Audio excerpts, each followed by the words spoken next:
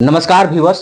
व्यस्तता के कारण मैं थोड़ा सा आप लोगों से दूर हो गया था, उसके लिए क्षमा याचना चाहता हूं। मैं बता दूं कि 2024 लोकसभा चुनाव चल रहे हैं। इसमें भारत के सभी लोगों को अपने प्रतिनिधि चुनने का अधिकार है। वो अपना प्रतिनिधित्व चुन सकता है जो अगले 5 साल के लिए उसके लिए नियम निर्माण, नीति निर्माण का कार्य करेगा। वैसे में देखा जाए तो देश में जितने भी आंदोलन हुए, वह किसान आंदोलन हो, आंगनबाड़ी सेविका सहायिका का आंदोलन हो, पीडीएस डीलर का आंदोलन हो, सभी लोगों ने सरकार से मांगे रखी। लेकिन यदि पार्टियों की बात कर लिया जाए, राजनीतिक दल की बात कर लिया जाए, उनके गठबंधन की बात कर लिया जाए, तो आप देखेंगे कि उनके जो घोषणा पत्र है उनमें उन लोगों का जिक्र है, लेकिन उन लोगों का जिक्र नहीं है जो कई वर्षों से मांग कर रहे हैं। जैसे किसान का मुद्दा, उन मुद्दों को उसमें जिक्र किया गया, वो विपक्ष हो सत्ता पक्ष हो, किसी ना किसी एंगल से उसमें जिक्र किया है। आंगनबाड़ी सेविका सहायिका की बात हो तो मैंने देखा कि विपक्ष ने भी उस बात को जिक्र किया है, लेकिन पीडीएस डीलर को अभी तक उसमें जिक्र नहीं किया गया है। जिस पीडीएस डीलर के सहारे ही भारत के प्रधानमंत्री नरेंद्र मोदी अपने मंच से इस बात को कह रहे हैं कि अगले 5 साल हम फ्री में राशन देंगे, उसी डीलर का जो मांग है, जो अपने मानदेय में बढ़ोतरी करना चाहता है, जो 30,000 एक वेलफेयर प्राइस पर कहता है कि हमको सरकार रखे, वो उनका उसमें जिक्र नहीं है। मैं पहले ही आपको एक वीडियो में बताया था कि आप अपना प्रतिनिधि चुने, जनप्रतिनिधि चुने। यदि भारत के 543 सांसद संसद भवन में पहुंचकर यदि आपके लिए आवाज बनते हैं तो आने वाला समय में हो जाएगा कि आपकी बातों को वहां पर रखेंगे। और हमारा संविधान इस बात का कहीं नहीं वर्णन करता है कि आप प्रत्यक्ष रूप से प्रधानमंत्री का चयन करें। हो सकता है कि आज की राजनीति के करण को देखते हुए लोग गठबंधन अपने तरफ से चेहरा फेस कर दे रहा है, लेकिन ये संविधान में वर्णन नहीं है। हाँ, 543 सांसद चुनकर जाएंगे, उनके हिसाब से प्रधानमंत्री का चयन किया जाएगा। हालांकि उसके लिए जो नवाचार हुआ वो अलग अलग प्रकार का है भारतीय संविधान में, भारतीय राजनीतिक व्यवस्था में। लेकिन अब समझने की जरूरत है कि आप एक प्रधानमंत्री के नाम पर, एक विपक्ष के नाम पर किसी को वोट देने की कोशिश न करें। आप वैसा प्रतिनिधि चयन करें जो आपका आवाज बने। मैंने देखा कि जो बिहार पीडीएस संघ के महामंत्री है वरुण सिंह, वो अभी भी सरकार के जो सचिव है उनके पास जा रहे हैं, बोले 30 सूत्री जो मांगे हैं मेरा, उसको आप पूरा कीजिए। अब आप समझ सकते हैं कि जो 30 सूत्री मांगे हैं पीडीएस डीलरों का, वो क्या है। और आज जब जनप्रतिनिधि आपके द्वार पर आ रहे हैं, जनप्रतिनिधि आपके घर पे आ गए हैं, तो आप उनसे सवाल न करके आप उस सचिव के पास जा रहे हैं जो सरकार का पूरा लेखा जोखा कार्यशैली को करता है।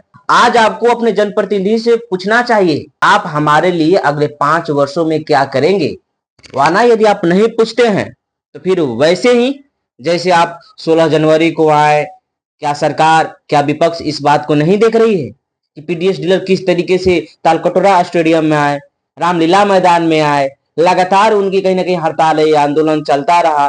क्या सरकार के नजर में तब तो नहीं है? इसीलिए तो आपके इस आंदोलन को आपको देखते हुए मैनिफेस्टो को तैयार नहीं किया गया। तो आप अपना जनप्रतिनिधि चुने, आप अपना प्रतिनिधित्व चुने, ताकि वो प्रतिनिधित्व जाए तो आपके लिए संसद में आपका प्रधानमंत्री चयन करे और प्रधानमंत्री उस प्रकार के कागजात पर मुहर लगाए जिस कागजात के लिए आप आज कई वर्षों से तरस रहे हैं। हालांकि लोकतांत्रिक व्यवस्था में देखा जाए तो एक दूसरे पर आरोप लग रहे हैं। कोई एक दूसरे पर आरोप ये लगा रहा है कि आप 10 वर्ष में कुछ नहीं किए, कोई जुमलेबाजी की बात कर रहा है, कोई एक दूसरे पर आरोप लगा रहा है कि विपक्ष के नेताओं को जेल में डाला जा रहा है। आपको इन सभी चीजों से नहीं मतलब है।